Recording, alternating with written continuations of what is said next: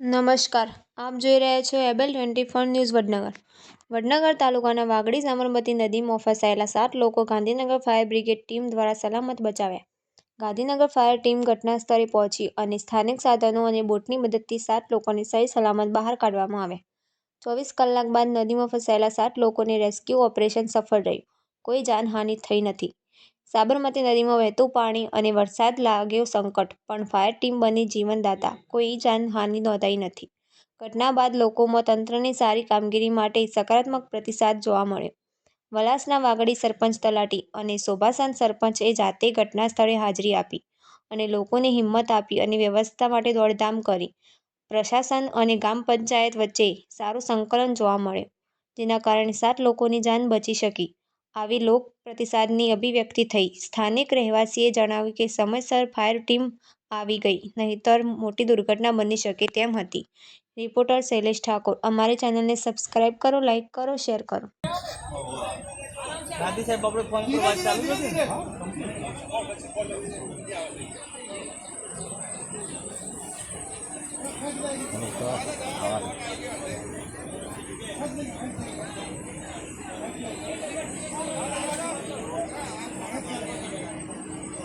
Complete આવે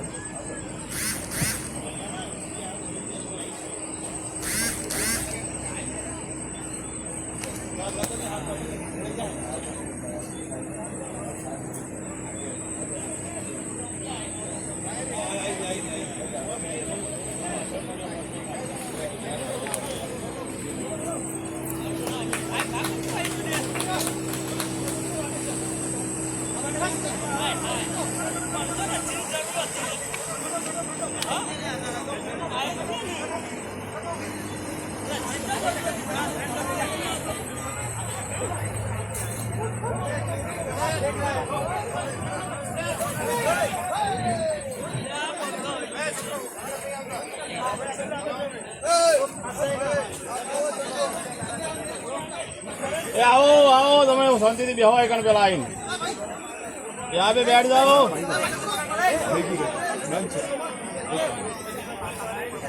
શાંતિથી બિહાર જવાનું એકણ શાંતિથી બિહાર છે. પેલા બધા આવી ગયા છે. બધા આવી ગયા ને ભાઈ?